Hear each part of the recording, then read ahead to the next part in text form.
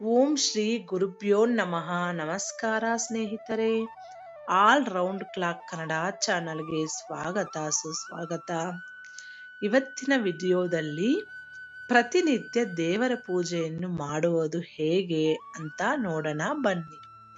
ಪ್ರತಿನಿತ್ಯವೂ ಪೂಜೆ ಮಾಡುವುದು ಹಿಂದೂ ಸಂಪ್ರದಾಯ.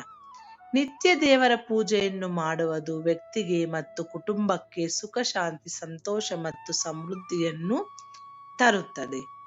ಪ್ರತಿನಿತ್ಯ ದೇವರ ಪೂಜೆಯನ್ನು ಮಾಡುವುದು ಹೇಗೆ?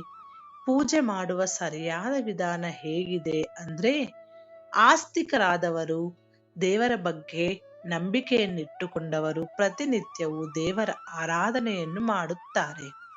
ಒಬ್ಬರಿಂದೊಬ್ಬರಿಗೆ ಹೋದಂತೆ ದೇವರನ್ನು ಪೂಜಿಸುವ ವಿಧಾನಗಳು ಭಿನ್ನವಾಗುತ್ತಲೇ ಇರುತ್ತದೆ. ನಿಯಮಾನುಸಾರ ದೇವರ ಪೂಜೆಯನ್ನು ಮಾಡುವುದು ಹೇಗೆ ಎಂಬುದನ್ನು ತಿಳಿದುಕೊಳ್ಳಲು ಈ ಲೇಖನ ನೋಡೋಣ ಬನ್ನಿ. ಶುಚಿಯಾಗಿ. ಪೂಜೆಯಲ್ಲಿ ಶುದ್ಧತೆ ಮತ್ತು ಶುಚಿತ್ವಕ್ಕೆ ವಿಶೇಷ ಪ್ರಾಮುಖ್ಯತೆ ಇದೆ. ಪ್ರತಿದಿನ ಬೆಳಗ್ಗೆ ಪೂಜೆ ಮಾಡುವ ಮೊದಲು ಸ್ನಾನ ಮತ್ತು ಧ್ಯಾನವನ್ನು ಮಾಡಬೇಕು. ನಂತರ ಭಕ್ತರು ದೇವರನ್ನು ಸ್ಮರಿಸಿ ಉಪವಾಸವನ್ನು ಆಚರಿಸುತ್ತಾರೆ ಮತ್ತು ದೇವರನ್ನು ಪೂಜಿಸುತ್ತಾರೆ.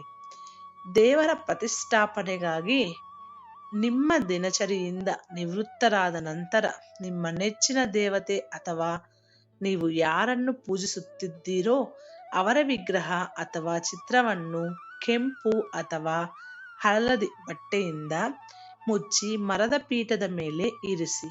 ಮೂರ್ತಿಗೆ ಅಭಿಷೇಕ ಮಾಡಿ, ಚಿತ್ರವಿದ್ದರೆ ಅದನ್ನು ಚೆನ್ನಾಗಿ ಒದ್ದೆ ಬಟ್ಟೆಯಿಂದ ಒರೆಸಿ ನಂತರ ಬಳಸಿ.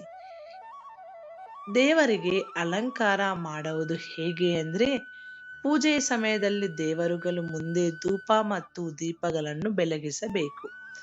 ದೇವರಿಗೆ ಹಚ್ಚಿದ ದೀಪ ಎಂದಿಗೂ ಆರಬಾರದು. ನಂತರ ಅರಿಶಿನ, ಕುಂಕುಮ, ಶ್ರೀಗಂಧ ಮತ್ತು ಅಕ್ಷತೆಯನ್ನು ದೇವತೆಗಳಿಗೆ ಹಣೆಯ ಮೇಲೆ ಹಚ್ಚಿ ನಂತರ ಅವರಿಗೆ ಹಾರ ಮತ್ತು ಹೂವುಗಳನ್ನು ಅರ್ಪಿಸಿ ಆರತಿ ನೆರವೇರಿಸಿ. ಪೂಜೆಯ ಸಮಯದಲ್ಲಿ ಉಂಗುರದ ಬೆರಳಿಗೆ ಪರಿಮಳವನ್ನು ಹಚ್ಚಿಕೊಂಡಿರಬೇಕು. ದೇವರಿಗೆ ನೈವೇದ್ಯ ಮಾಡುವುದು ಹೇಗೆ ಅಂದ್ರೆ, ಪೂಜೆಯ ನಂತರ ಪ್ರಸಾದ ಅಥವಾ ನೈವೇದ್ಯವನ್ನು ಅರ್ಪಿಸಿ.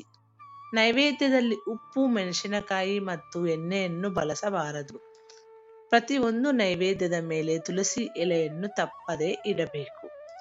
ಪೂಜೆಯ ಕೊನೆಯಲ್ಲಿ ದೇವರಿಗೆ ಆರತಿಯನ್ನು ಮಾಡಿ.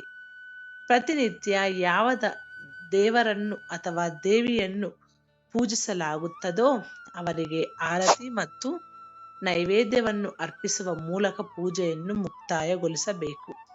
ಮನೆಯಲ್ಲಿ ಅಥವಾ ದೇವಸ್ಥಾನದಲ್ಲಿ ಯಾವುದೇ ವಿಶೇಷ ಪೂಜೆಯನ್ನು ನಡೆಸಿದಾಗ ಪ್ರಧಾನ ದೇವತೆಯೊಂದಿಗೆ ಸ್ವಸ್ತಿಕ, ಕಲಶ, ನವಗ್ರಹ ದೇವತೆ, ಪಂಚಲೋಕಪಾಲ, ಸಪ್ತ ಮಾತೃಕೆಯನ್ನು ಸಹ ಪೂಜಿಸಲಾಗುತ್ತದೆ. ಆದರೆ ಪಂಡಿತರು ಮಾತ್ರ ವಿವರವಾದ ಪೂಜೆಯನ್ನು ಮಾಡುತ್ತಾರೆ.